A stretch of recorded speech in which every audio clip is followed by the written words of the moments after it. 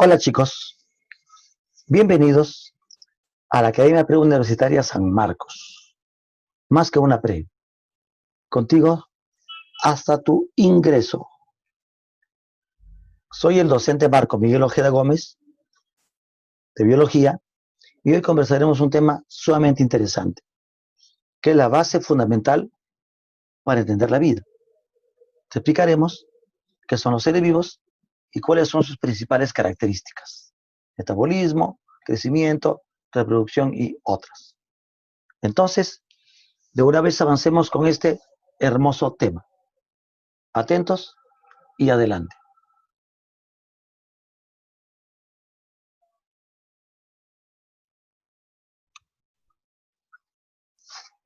Hola chicos, bienvenidos a la Academia Preuniversitaria San Marcos. Más que pre, una familia. Hoy trataremos en el hermoso tema de biología, ser vivo, sus características y sus niveles de organización. Yo soy el docente Marco Miguel Ojeda y vamos a aclararles todas las dudas.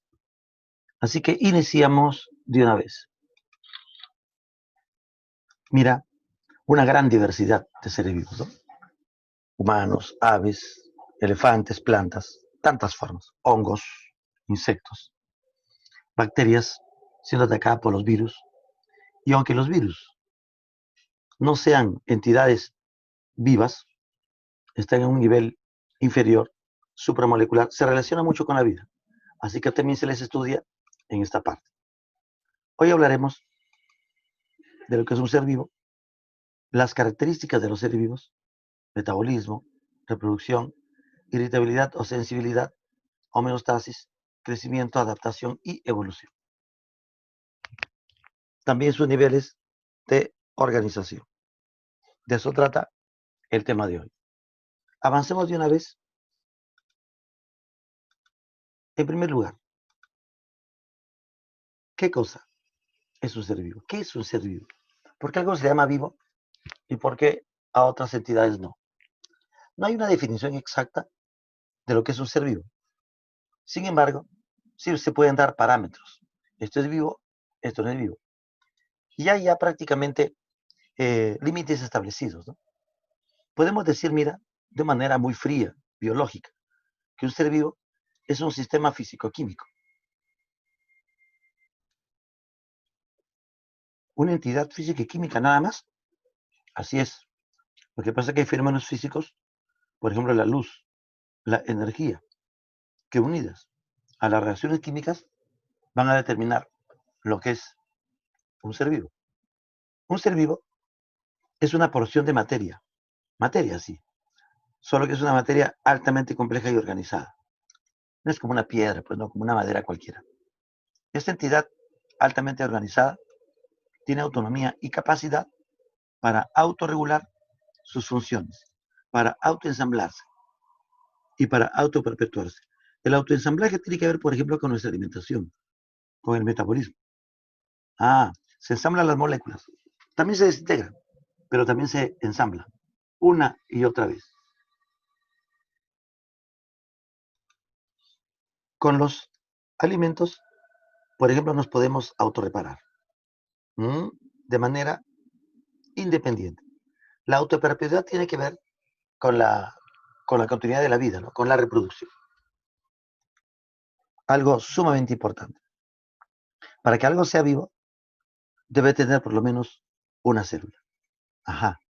Una célula, mínimo. Una bacteria tiene una célula, por lo tanto es un ser vivo. Una levadura tiene una célula. Los virus no tienen ni una célula, por lo tanto los virus no tienen el nivel biológico. Después veremos que los virus tienen un nivel inferior. Para hacer moléculas son grandes, pero no llegan a un ser vivo.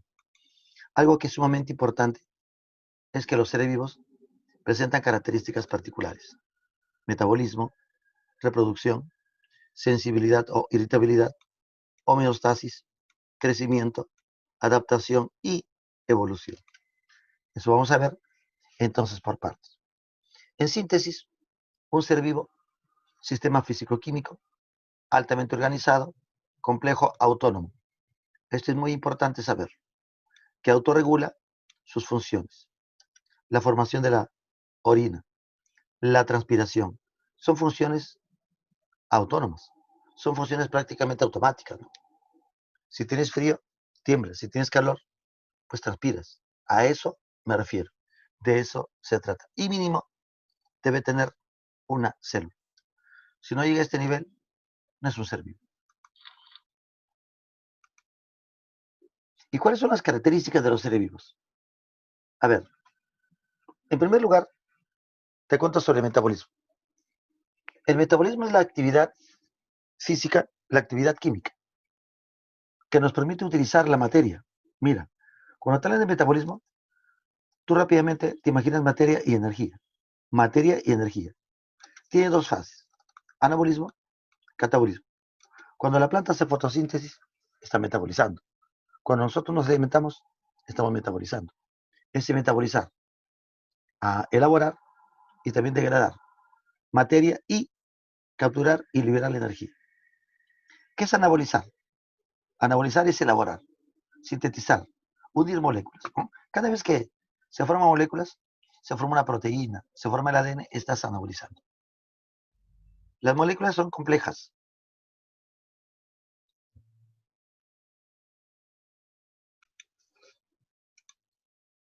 ¿Y cuáles son las características de los seres vivos? A ver, vamos a iniciar explicándote con el metabolismo. El metabolismo tiene que ver con actividades físicas y químicas. Mira, actividades físicas y actividades químicas, reacciones, utilización de la física y de la química, en la que se aprovecha la materia y la energía. Eso considera materia y energía, metabolismo. Ujú. Tiene dos etapas, anabolizar, anabolismo, y catabolizar, catabolismo. ¿Qué es anabolizar? ¿Qué es catabolizar? A ver, vamos por partes. El anabolismo es la elaboración, síntesis o formación de moléculas complejas a partir de moléculas simples. ¿Cómo es eso?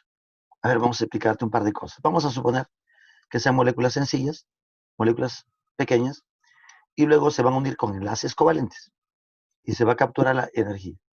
Cuando se captura energía, el proceso se llama endergónico. A ver, entonces, se captura energía, puede ser la luz, puede ser otro tipo de energía, energía química. El asunto es que estas moléculas se van a unir mediante reacciones. No es una simple unión, es la formación de enlaces covalentes. Mira, a reacción se unen y se forma una molécula más grande. La molécula no ha crecido, simplemente ha habido reacción a partir de moléculas sencillas y una más grande. Eso se llama anabolizar. Ese es elaborar. Pueden unirse más, otra y otra y otra, ¿no?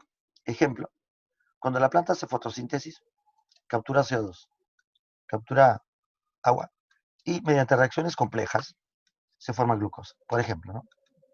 La elaboración de proteínas. Un aminoácido, otro y otro y otro y otro pueden formar una gran proteína. Eso es anabolizar.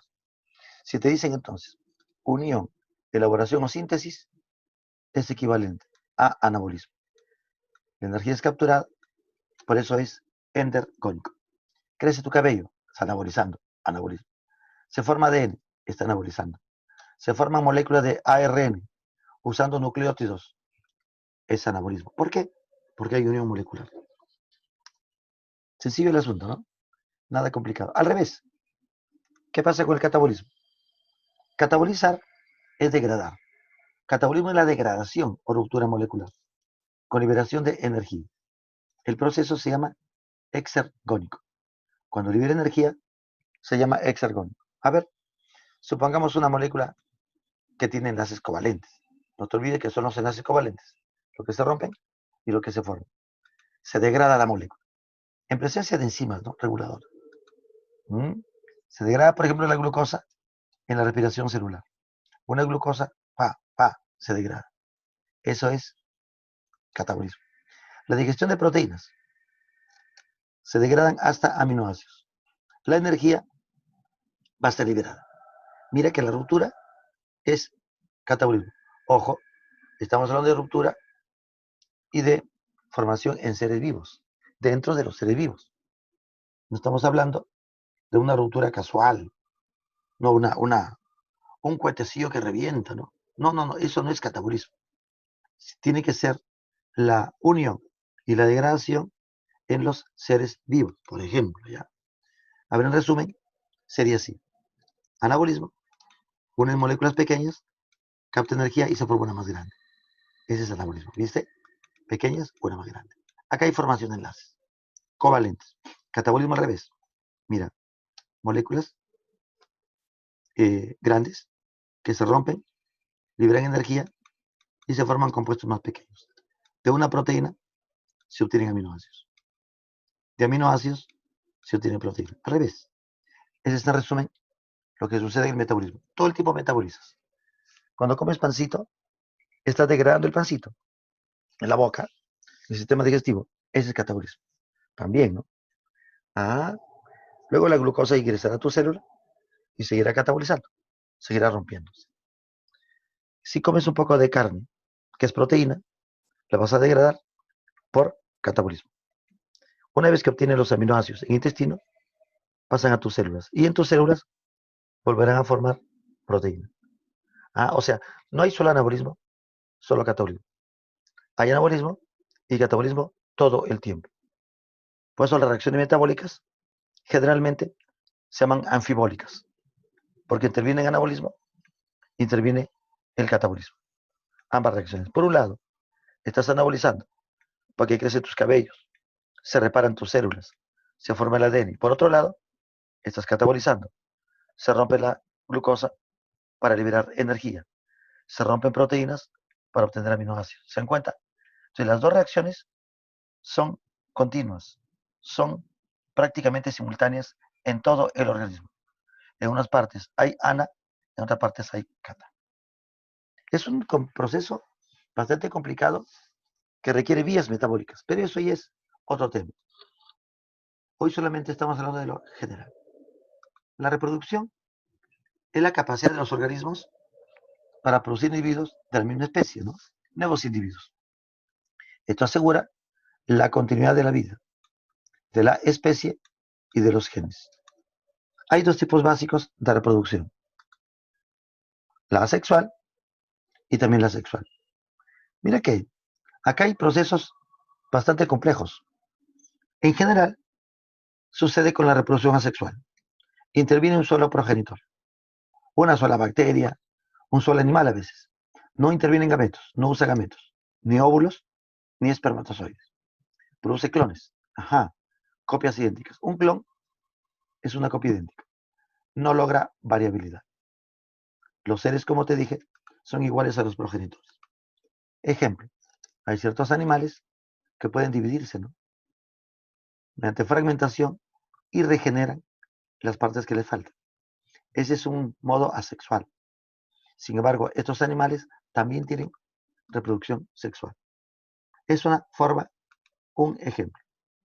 La fisión en bacterias, ¿no? Fisión binaria. Una bacteria se divide en dos.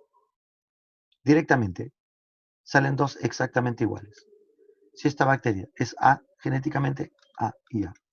Como te dije, forma clones, no intervienen gametos. En la sexual sí es más compleja. En la sexual intervienen dos progenitores, generalmente, macho y hembra, a menos que sean seres hermafroditas, que es una variante, que aportan gametos, óvulos y espermatozoides, por ejemplo, logrando variabilidad. Los hijos son diferentes a los padres. Acá necesita más tiempo, más energía. Tiene que haber apareamiento, tiene que haber cortejo, ¿viste? Incluso puede haber lucha, ¿no? Entonces aquí hay muchos animales que luchan para competir por la reproducción. Entonces necesita más energía y necesita más tiempo. Hay algunos seres como los salmones que para reproducirse deben retornar al río, ¿no? Viven en el mar, retornan al río, remontan el río. Muchos mueren en el intento, ¿no? Cuando llegan al, al lugar naciente del río, desoban y mueren. Mira, tanto trabajo solamente para reproducirse. Increíble, ¿no? Eso sucede. En este caso, la fecundación es el evento fundamental, ¿no? Óvulo, espermatozoides, fusión, se forma el cigoto y el nuevo organismo. La vida simplemente continuará, porque los espermatozoides están vivos, los óvulos también. Entonces la reproducción asegura la continuidad, culmina el ciclo biológico. Ujú. En general, solamente para que sepas las diferencias y algunas situaciones de comparación. La otra característica bien importante es la sensibilidad. La sensibilidad e irritabilidad. A ver, la capacidad de captar estímulos y emitir respuestas. Si te golpean la mano, pues la retiras. Si acerca un objeto caliente, pues la retiras. Ese movimiento es la respuesta. Se capta estímulos, sensibilidad. Se da una respuesta, irritabilidad. Por ejemplo, un estímulo puede ser la luz, olores, sonido, calor. Puede ser un estímulo eléctrico, ¿no? Entonces, ese estímulo permite que el organismo dé una respuesta, que puede ser positiva o negativa. A ver, ¿qué es eso? Si se acerca al estímulo, es positiva. Si se aleja, es negativa. Un olor agradable, te acercas. Qué rico que huele, esa es una respuesta positiva. Un olor feo, te alejas. Qué feo, ese es negativo. Las plantas crecen hacia la luz, las hojas, positivo. Un animal se aleja de la luz, respuesta negativa. Entonces, de acercamiento, positiva, de alejamiento, negativa. Entonces, la relación y la coordinación de los seres con el medio tiene que ver con la sensibilidad, pues, ¿no? Es decir, si hay un estímulo, hay una respuesta, esto nos permite saber cómo está el ambiente y coordinar una respuesta adecuada. Por ejemplo, cuando un gatito se asusta ante un perro, lo asusta. El asunto es que el gatito reacciona, ¿no? Hace un acto reflejo. ¡Miau! El gatito hace un acto reflejo. Ese acto reflejo es una respuesta. Pero para que toda esa función, primero, tiene que ver su sistema nervioso. Mm, Tiene que ver las hormonas. Porque en ese momento se libera gran cantidad de adrenalina. Entonces el gatito tiene una reacción con coordinación biológica. Pues, sin embargo, el acto reflejo, que es una respuesta muy, muy básica, simple. En la respuesta refleja no se necesita razonamiento, ni se necesita pensar, ¿no? El gatito pues no piensa, voy a estirar mis pelos, ¿no? No, no, no, no, no. Simplemente responde. Si te acerca un objeto caliente a tu mano, tú no te pones a pensar, uy, un objeto caliente, voy a retirar. No, no, no, simplemente la retiras. Esa es la respuesta básica, refleja. Solo en los animales, es decir, en los que tienen sistema nervioso. Las plantas tienen otro tipo de respuestas. En las plantas se llaman tropismos. Ah, ¿se acuerdan? Por ejemplo, el tallito crece hacia la luz. Eso se llama fototropismo positivo, porque busca la luz. Mira que el tropismo es un crecimiento con cambios de orientación permanente. O sea, la plantita crece y ahí se queda, ¿no? Ahí se queda. No, no es que la luz se va y la planta retorna. No, ahí se queda. Esa es la orientación permanente. Se llama fototropismo. Positivo porque busca la luz. Observa las raíces, ¿no? Acá, la raíz busca el agua, busca la tierra, pero las hojas se alejan de la tierra, se alejan del agua. La raíz se aleja de la luz. Por lo tanto, mira, ¿qué respuesta tendría la raíz? Fototropismo negativo, porque se aleja. A la tierra. Geotropismo positivo, porque se acerca. Hidrotropismo, también a la tierra, porque se acerca. ¿Se dan cuenta? O al agua. Al agua, a la tierra. A la gravedad. También le llaman gravitropismo. Si es de acercamiento, si es de búsqueda, positivo. Si es de alejamiento, negativo. Las hojas y los tallos, entonces, por ejemplo, al revés, ¿no? Tendrían fototropismo positivo, pero geotropismo negativo, porque las hojas y los tallos se alejan de la tierra. Las hojas y los tallos se alejan del agua. La respuesta sería negativa. Entonces, tropismos en las plantas. Así se llaman. Nosotros no hacemos tropismo, pero no somos plantas. Las plantas no hacen reflejos, porque no tienen sistema nervioso. Un par de respuestas interesantes que te voy a contar, ¿no? Las nastias. Habrás visto una planta atrapamoscas, ¿no? O la planta sensitiva, que la tocan y responde. Esa se llama nastia. Eso no es tropismo. ¿Qué diferencia? Que la nastia es temporal y reversible. El tropismo era permanente e irreversible, ¿se acuerda? Porque se queda ahí. Esta acá no, mira. Atrapa el insecto, captura su nitrógeno, luego lo elimina. Y queda ahí, mirando. La otra la mira, oye, como come. La mal llamada carnívora, ¿no? En realidad no es carnívora, carnívora entre comillas, porque captura insectos, ¿no? Sigue siendo fotosíntesis igual, ¿eh? La función fotosintética continúa, pero es, además, esta reacción, ¿no? Ajá. La sensitiva también, como te conté, ¿no? La fotonastia, ¿no? Si hay oscuridad, se cierra. Si hay luz, se abre. Pero se cierra, se abre. Se cierra, se abre. Como es reversible, es nastia. ¿Qué te parece? Sencilla, ¿no? Tropismo irreversible, nastia reversible. Pero no todas las plantas hacen nastias, ¿no? No todas. Las taxias son desplazamientos de animales y otros organismos. Las plantas no harían taxias. Por ejemplo, las polillas que se acercan a la luz, ¿no? Tienen fototaxia positiva. Fototaxia positiva. Ah, porque se acercan a la luz. Una planta no podría hacer taxias porque la planta no se desplaza. Tiene que haber desplazamiento. Mira, está clara la diferencia. Taxias animales, taxias seres unicelulares también. En el murciélago, en vez de acercarse, ¿qué sucede? Más bien se aleja la luz, ¿no? Se esconde. Fototaxia negativa. A otro animal, ¿no? O sea, si se acerca siempre es positivo. Si se aleja, ¿qué sería? Negativo. Observa una ameba comiendo partículas, ¿no? Ah, oye, ese es un acercamiento lógico, mira. Se está moviendo, se está desplazando. Entonces, como ingiere el alimento, es una sustancia química. Por lo tanto, si es una sustancia química, sería quimiotaxia. Como se acerca, ¿qué sería? Quimiotaxia positiva. De una ameba al capturar el alimento. ¿Qué te parece? Entonces ya tenemos varias reacciones de sensibilidad. Actos reflejos, tropismos y nastias en las plantas, taxias en los animales y otros seres unicelulares, ¿no? A ver, un par de preguntas para poder continuar. En la imagen podemos ver un pez en dos situaciones distintas respecto a la linterna. A ver, ¿qué linterna? Ahí está. El pez se desplaza. La respuesta del pez corresponde a qué. ¿Cuál sería la respuesta? ¿Cuál crees? ¿Cuál sería la respuesta?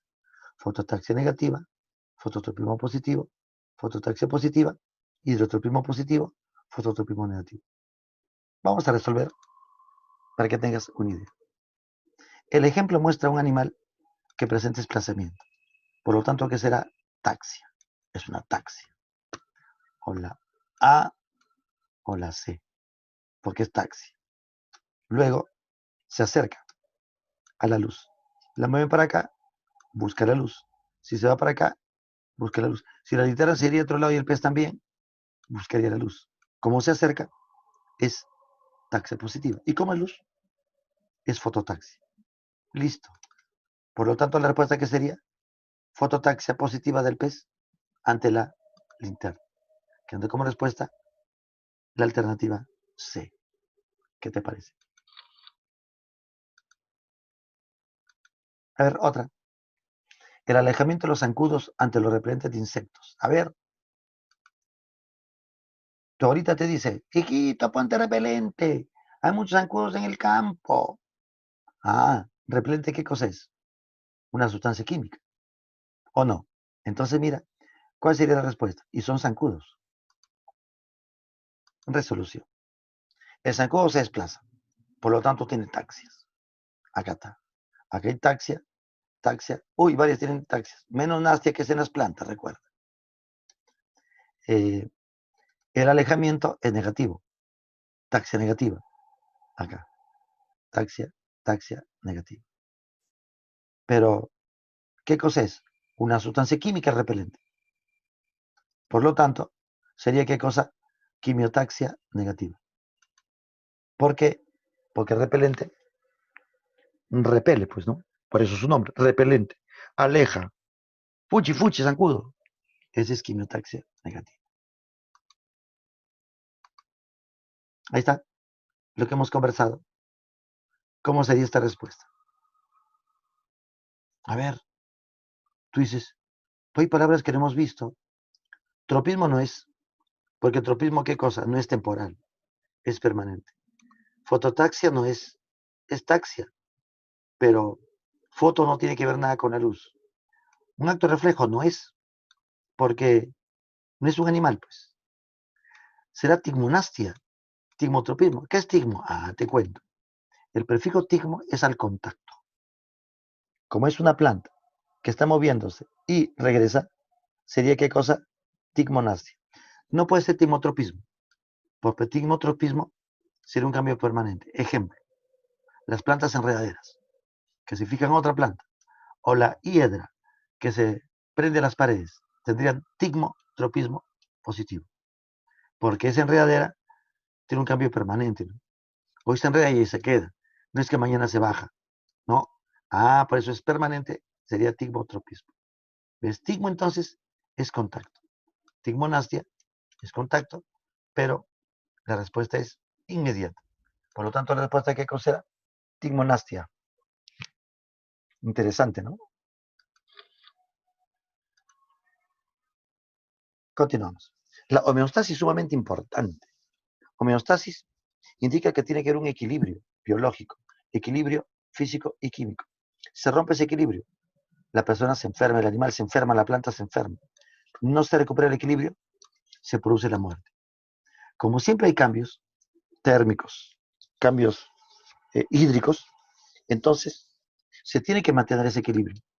Digamos que la homeostasis sería la regulación del equilibrio físico y químico del medio interno. De este modo el organismo mantiene su estabilidad. Como te digo, si por ejemplo, si alguien toma veneno, porque se muere, alguien dirá, pues, ¿por qué el veneno? Pues no, pues esa no es la razón. El veneno rompe una serie de reacciones químicas normales. Al alterar esas reacciones químicas, está alterando ¿qué? La homeostasis. Pueden haber cambios que el cuerpo pueda controlar, no sé, una fiebre, no, alguna indigestión. Se rompe la homeostasis. Entonces el cuerpo trata de equilibrar. Cuando la gente está enferma, es porque se ha roto la homeostasis. Algo está fallando, algo está alterando su estabilidad. El cuerpo trata de equilibrar. ¿Qué pasa si no se recupera?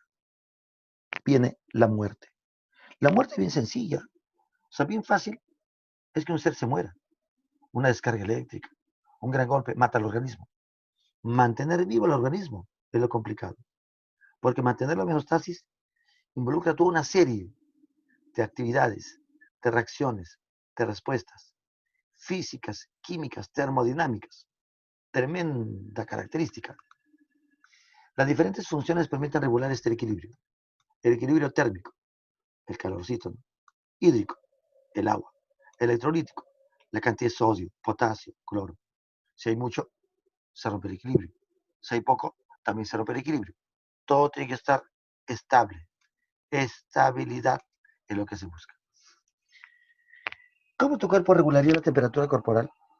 Por ejemplo, ¿no? Transpirando, pues, ¿no? ¡Ay, qué calor que hace!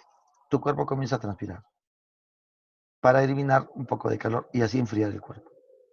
Lógicamente, si hay mucho calor, no aguanta el cuerpo, se rompe el equilibrio térmico y se mueren por golpe de calor. ¿Has escuchado hablar eso? Golpe de calor. Al revés, ¿no? Si tienes frío, tu cuerpo tiembla. Tiemblas. ¿Por qué? Porque es una respuesta muscular. La tembladera es una respuesta de contracción. Al haber contracción, entonces se produce calorcito. Lógicamente, si hay mucho frío, te mueres congelado. La homeostasis trata de mantener ese equilibrio. Pero si no lo logra, ¿qué cosa vendría? La muerte entonces. Así es. Oye, ¿cómo se regula la concentración de glucosa en sangre? Ese es un proceso mucho más complicado, que involucra una serie de fenómenos, ¿no? Por ejemplo, el feedback de las hormonas. Ese proceso es más complicado, mira. El páncreas libera insulina. El páncreas libera glucagón. Necesita sus células glucosas. La insulina tiene que buscar glucosa. A ver, ¿dónde hay glucosa? Glucagón, falta glucosa. Glucagón va al hígado. Hígado, ¿sabes qué? Falta glucosa y se libera glucosa. Se rompe el glucógeno y se libera glucosa. Ah, entonces la insulina, ¿qué hace?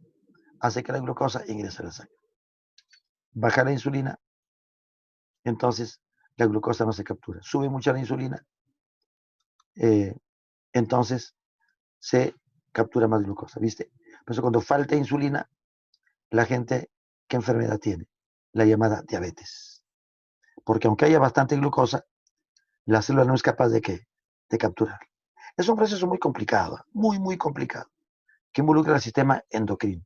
Pero es una idea, para que sepas cómo los órganos se van a, se van a enviar mensajes. Ah, hígado, ¿qué pasa? Oye, los mensajes son las hormonas, son mensajeros químicos. Mm, las hormonas se llaman mensajeros químicos. Excelente, ¿no? ¿Cómo trabaja? Por eso te decía que la homeostasis sumamente importante. Pero te repito, la homeostasis tampoco es indestructible. Si hay factores extremos, se rompe demasiado y se provocaría entonces la muerte.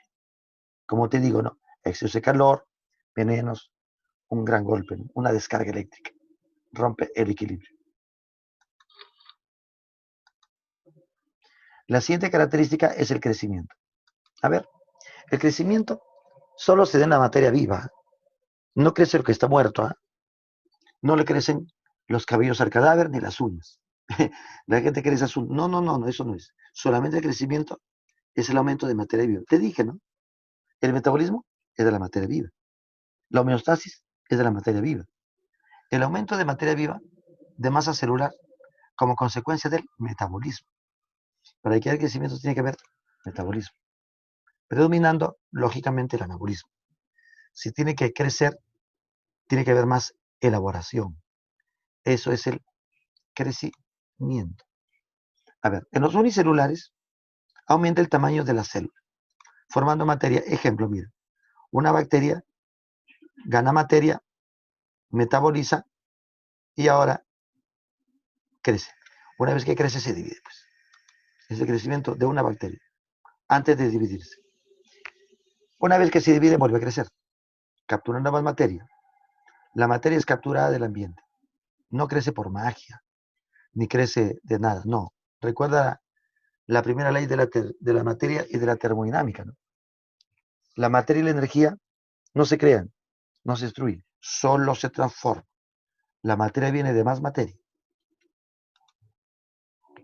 El crecimiento en pluricelulares también involucra, además de aumento del tamaño celular, también el tamaño, la cantidad, ¿no?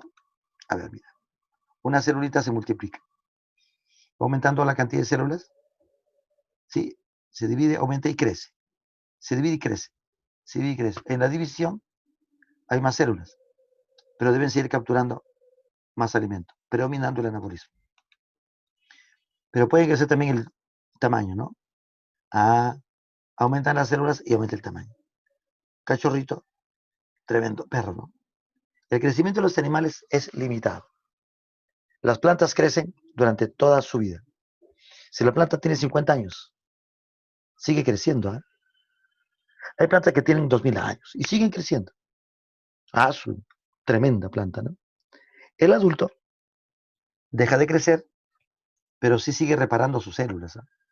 En los adultos, en los ancianos, también hay crecimiento, pero hasta cierto punto.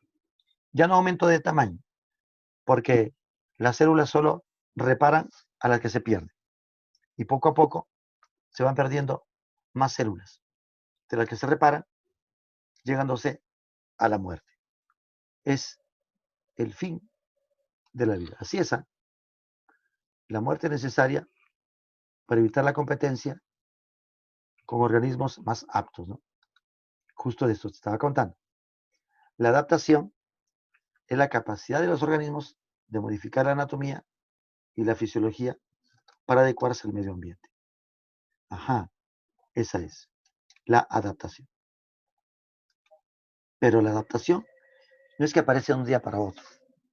La adaptación es consecuencia de complejos procesos y mecanismos evolutivos. Es decir, para que haya adaptación, tiene que haber habido, ¿qué cosa? Evolución. Por eso se dice que el ser se adaptó finalmente. Ejemplo, los cactus, ¿no? Han formado espinas y han perdido las hojas. No es que eso pasó en un día. Esa es consecuencia de la evolución. Y las que tenían hojas muy grandes tal vez se secaron. Ellas, con estas características, pudieron aguantar, ¿no? Soportar el ambiente muy seco. Además, con estas espinitas se podían proteger de los predadores. Eso les permite sobrevivir. ¿Se dan cuenta? Esa capacidad, ese conjunto de cambios que le permite sobrevivir, se llama adaptación. Las espinas evitan que haya deshidratación, ¿sí? Y evitan la depredación, porque el animal viene a comer, ya no come. ¿Qué pasa? Si una planta tiene bastante agua, es suculenta, almacena bastante agua y no tendría espinitas. Los animales vendrían, comerían esta planta para aprovechar su agua. Y ya no existirían, pues. Ejemplo, ¿no? Las jorobas de estos camellos que almacenan lípidos, ya almacenan grasa, no almacenan agua. A veces pregunto, ¿qué almacenan? Agua, no, esto es grasa, grasita. Oye, pero estos camellos almacenan lípidos como reserva energética. Puede pasar varios días sin comer y también sin tomar agua. Al oxidar esa grasita, puede formar agua metabólica, que la van a usar. Los camellos, por ejemplo, orinan poco, que si orinarían mucho, se deshidratarían. Eso también es adaptación, consecuencia de qué? De la evolución. Para que haya adaptación, tiene que haber habido evolución. O sea que evolucionan, consecuentemente que se han logrado adaptar. Así es. No es que un ser se adapta de un momento a otro. No es como decía aquel estudioso Juan Bautista de Lamarck, que por ejemplo las jirafas necesitan tener cuello largo y por eso lo van estirando. Bueno, eso fue un postulado evolutivo, pero ahora se sabe que no es así. Ajá, o sea, no es que se van adecuando poquito a poquito, no. Van cambiando, transformándose, y si logran estar de acuerdo con el medio ambiente, entonces se dice que se han adaptado. El proceso complejo de cambios se conoce como evolución. Ajá. Involucra muchos otros procesos. Evolución es la transformación gradual de los seres vivos a largo plazo y a nivel de la población. A ver cómo es eso. Los seres vivos no evolucionan de acá para mañana.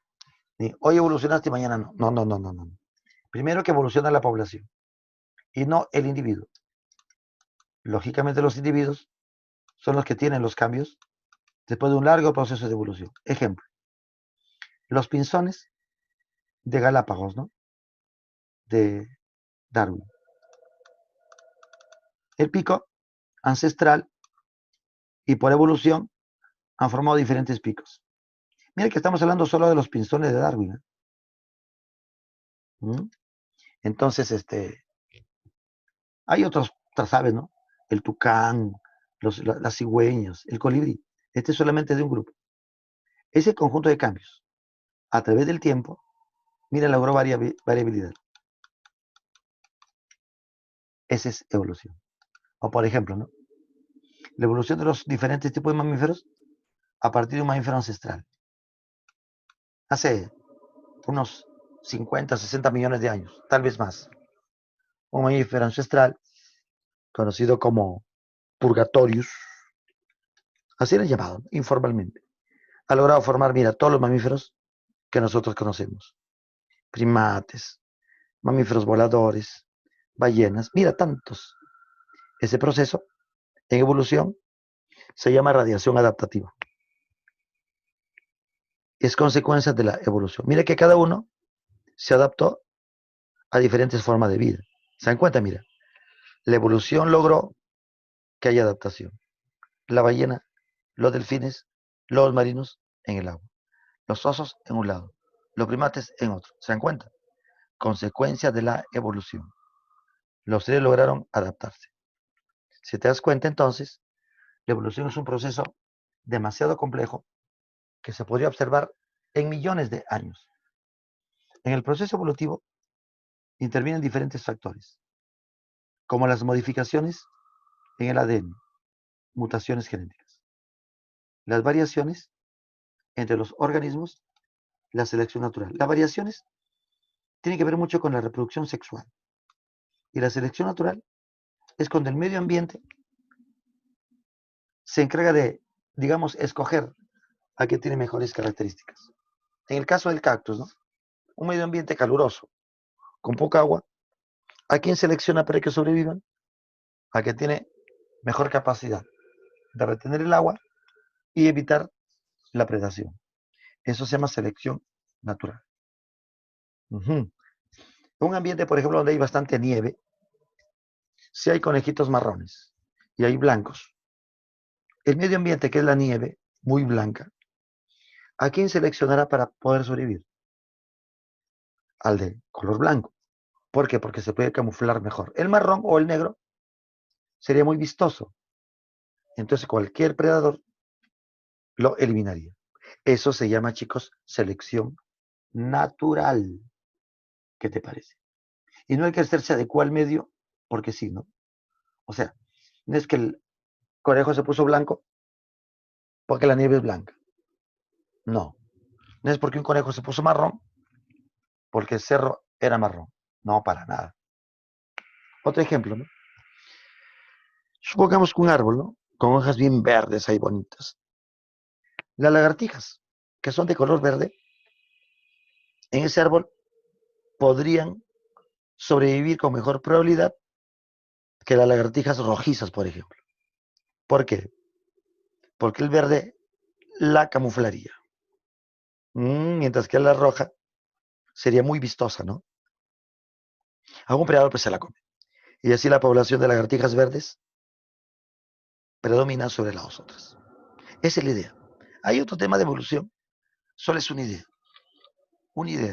de lo que te estoy contando. A ver, un par de preguntas para poder repasar.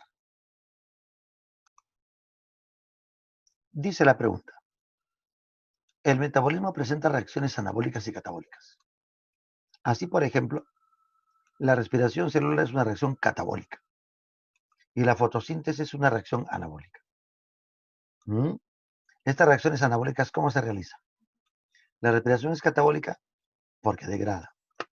La fotosíntesis anabólica porque elabora.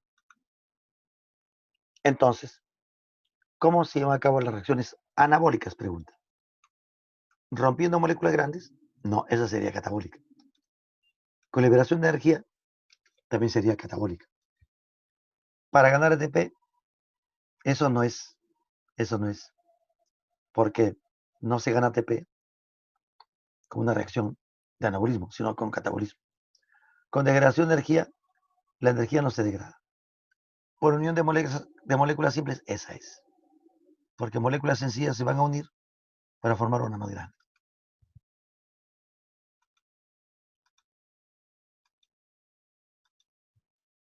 5. El crecimiento de la raíz orientándose hacia la tierra es un ejemplo de, a ver, si la raíz crece, sería tropismo. Mira. Si crece hacia la tierra, sería geotropismo. Lógico. Entonces, sería geotropismo positivo. ¿Buscas? ¿Mm? ¿Mm? Quedaría la letra C. Busca la tierra. Profe, y gravitropismo también sería positivo, porque va en favor de la gravedad. Geotaxia no podría ser. ¿Por qué? Porque taxia es desplazamiento de animales. ¿Se dan cuenta? Acá te están preguntando entonces la característica concreta de la raíz.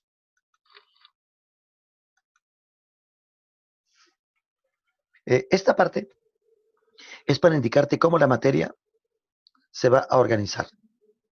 A ver, la materia viva, ¿no?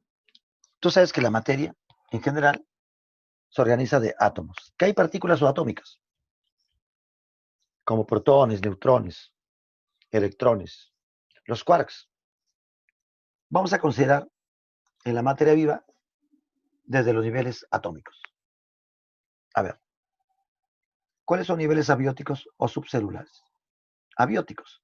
Acá no tienen vida. Consideramos vida. Nivel, ejemplo. Nivel atómico. Carbono, hidrógeno, oxígeno. ¿Se acuerdan?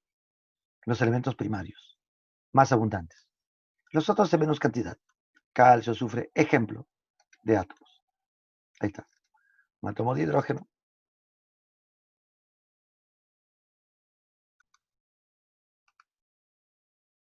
Ahora, ¿cómo se organiza la materia viva? La materia viva, como cualquier otra materia, se va a organizar desde átomos. Hay otros niveles, ¿no? Subatómicos, protones, neutrones. En la biología, vamos a considerar desde los átomos, iniciando los niveles abióticos o subcelulares. Abiótico significa que no tiene vida. Abiótico, ahí, mira. Nivel atómico hasta agregado supramolecular. ¿Cómo es eso? En los átomos de la materia viva. Carbono, hidrógeno, oxígeno, nitrógeno. ¿Se acuerdan? Los niveles o los elementos más abundantes, llamados primarios. Hay otro que está en menos cantidad. Eso también es otro tema de análisis. Pero solo vamos a nombrar unos cuantos. Ahí está. Mira. Un átomo de hidrógeno, unos de oxígeno separados. Acá tiene sus 16 nucleones, ¿no? 8 protones, 8 neutrones. Y sus electrones. Una representación, ¿no? Porque tú sabes por química que ese solamente es un modelo atómico. No es que sean así, ¿no? Ya. Los átomos mediante enlaces van a formar moléculas. Las moléculas. Hidrógeno con oxígeno, agua, pues. Se forma glucosa, aminoácidos, etc. Esas son ya moléculas. Ahí está, mira. El agüita, una glucosa, un aminoácido. Una representación, ¿no? De un aminoácido. Son moléculas por unión de átomos.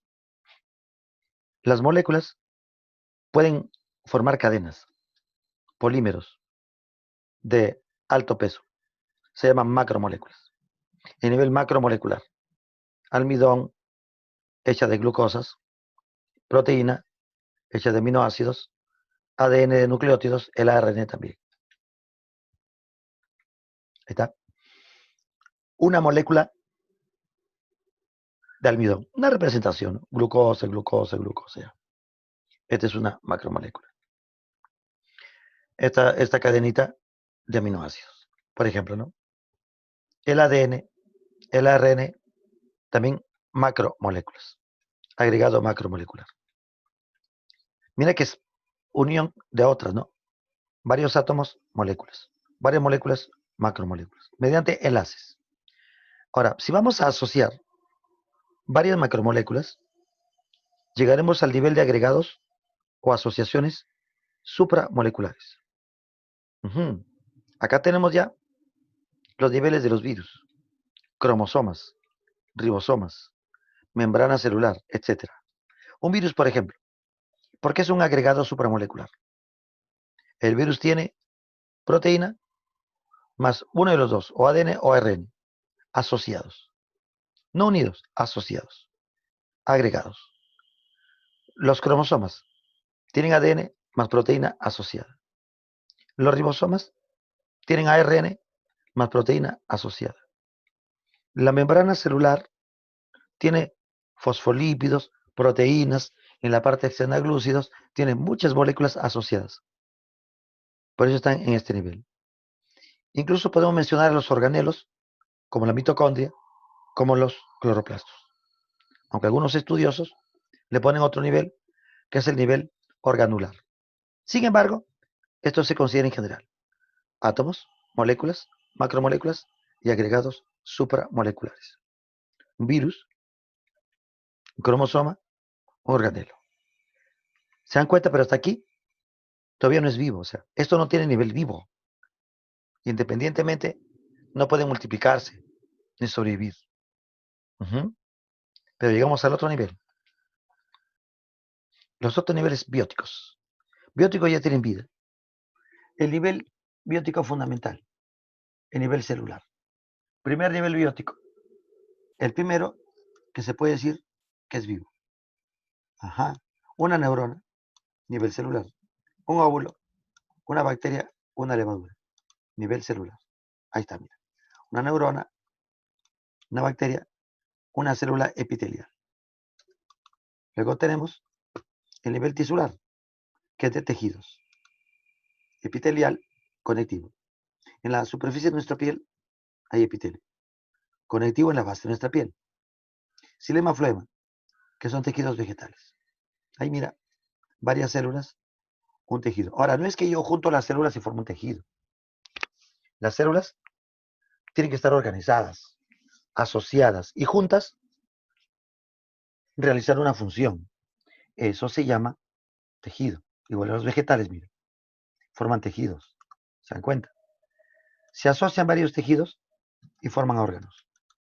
Un riñón, cerebro, una hoja, la raíz. Son órganos. Ahí está. Riñón, hoja, cerebro. Sistemas. Sistema nervioso, sistema circulatorio, sistema urinario. ¿Se dan cuenta? ¿Conjunto de qué? De órganos. Sistemas circulatorios. Llegamos al nivel de organismo, donde todo se ha asociado para formar un organismo. El ser humano, una pulga, una bacteria, una ameba.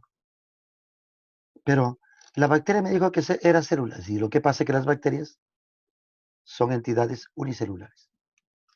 No siempre hay nivel, por ejemplo, tisular, ni órgano, ni sistémico. Los niveles infaltables, el nivel celular y organismo. Una levadura es una entidad celular, un organismo. O sea, un organismo de una célula. Una bacteria, una ameba. Un organismo de una célula. Una esponja marina no tiene nivel tisular, igual que las algas, pero sí tiene muchas células asociadas que forman un organismo. ¿Qué te parece? Y aquí están los organismos. Mira, sencillito. Y los otros niveles son los ecológicos, ya los más altos, ¿no? Ya cuando juntas, cuando reúnes a muchos individuos de una especie en un lugar y tiempo determinado, formas una población. O sea, ya una manada de elefantes, una bandada, ¿no? No sé, de golondrinas, de gaviotas. Eso sería una población. El concepto es mucho más definido, ¿no? Tú tienes que mencionar a la especie de la que se trata con su nombre científico, indicar el número exacto que hay en ese momento determinado, en un momento determinado, porque el próximo año la población es distinta, y un lugar determinado. Esa es una población. Ya muchas poblaciones forman la comunidad, o biocenosis, ¿no? Flora y fauna de un lugar, por ejemplo. Acá están, entonces, los seres de una comunidad. Aves, mamíferos, todo tipo de plantitas, todo lo que es un lugar, la flora y la fauna de un determinado lugar limitado, forman la comunidad o biocenosis. Cuando tú ya consideras a la biocenosis más el espacio donde habitan, su medio abiótico es ecosistema. Por ejemplo, mira, el agua más las rocas y la temperatura, la salinidad, esos factores abióticos, más los bióticos, que son los peces, las estrellas, las algas, todo lo que está ahí, se llamaría ecosistema. Un, un lugar entonces que tiene una característica o alguna característica particular, y seres particulares forman un ecosistema. Dentro de un gran ecosistema pueden haber varios pequeños, ¿no? Microecosistemas. Ajá. Eh, el Gran Parque Nacional de Manu. Ah, tiene dentro muchos ecosistemas. Pueden haber muchos ecosistemas dentro de otro. Por eso esto tiene una situación definida. En el mundo se considera bioma a todos los ecosistemas que son similares, que dependen de la latitud y el clima. A ver cómo es eso. Ejemplo, un hermoso bosque tropical. Este es un lugar. Pero todos los lugares que tienen estas características pertenecen al bioma bosque tropical. Ejemplo, el bosque tropical de la Amazonía del Perú, de Brasil, de Venezuela y Colombia, y Centroáfrica, y también la zona de Sumatra, Indonesia, la zona del sudeste asiático. Todo lo que tenga bosque tropical sería bioma bosque tropical. Mm, el desierto de Sahara, más los desiertos que están en Asia, más los desiertos que están, por ejemplo, en Norteamérica, entonces forman el bioma desierto. ¿Se dan cuenta?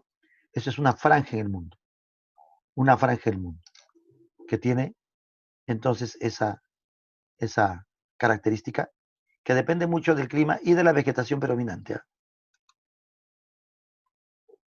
Biosfera, ecosfera. Algunos consideran esto como sinónimo, sin embargo, podemos decir que la biosfera incluye todos los lugares donde hay vida.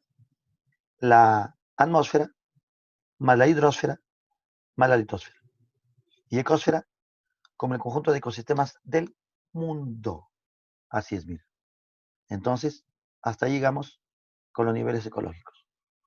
Población de una especie, comunidad, todas las especies de un lugar, la comunidad más el espacio y los factores abióticos, ecosistema, muchos ecosistemas similares en una franja del mundo de una similar latitud, con el mismo clima, forman un bioma.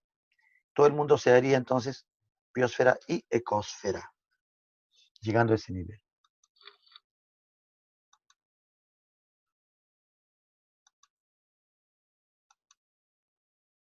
Vamos entonces a llenar unas cuantas preguntas.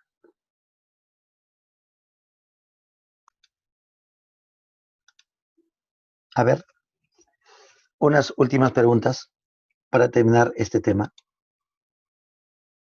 Dice, considerando los conceptos acerca de la biología, el ADN y el ARN, ¿en qué nivel se encuentra? ¿Molecular, celular, supramolecular, macromolecular o atómico? Te dije, el ADN y el ARN, ¿qué sería? Moléculas sí, pero son más grandes, ¿no? ¿Qué es? Células, supramoléculas, macromoléculas. Este sería el específico. Son moléculas, pero de nivel macromolecular. Porque el agua también es molécula, pero de un nivel más pequeño. Así que nos quedaría la alternativa D. El nivel de organización esquematizado. A ver, ajá, mira, similar al anterior. Porque tú sabes que esa es una molécula de qué? De ADN. Entonces, ¿qué sería la respuesta? Macromolecular. Directo, ¿no? La Reserva Nacional conocida como Loma de la Chay. A ver, una reserva nacional. ¿En qué nivel estaría? ¿Cuál nivel tú le pondrías? Ecosfera, ese es todo el mundo. Bioma es una gran zona del mundo, ¿te acuerdas? Bosques tropicales del mundo, desiertos del mundo, taigo, bosque de coníferas, los bosques templados del mundo, tampoco. Comunidad biótica, involucraría solo los seres de un lugar. Pero acá está hablando toda la loma de la Chay. ¿Qué sería entonces? Un ecosistema. Una ecorregión es mucho más grande. Ecorregión del desierto del Pacífico, ecorregión la selva alta, selva baja o bosque amazónico. Esas son ecorregiones.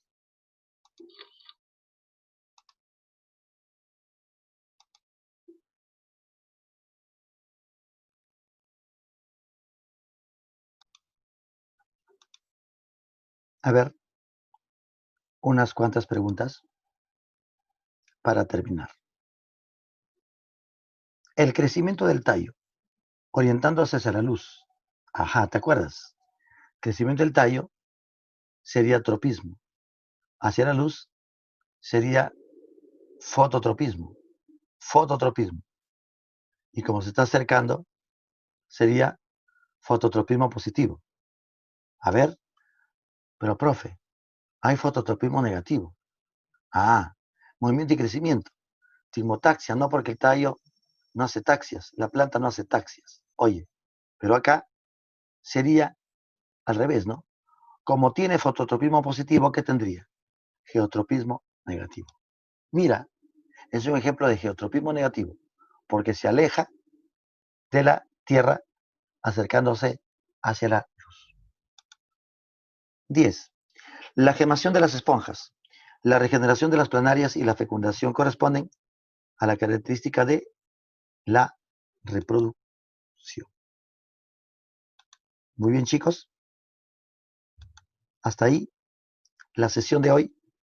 Nos vemos en la siguiente. Abrazos, estudien, repasen, que sí van a avanzar. Chao.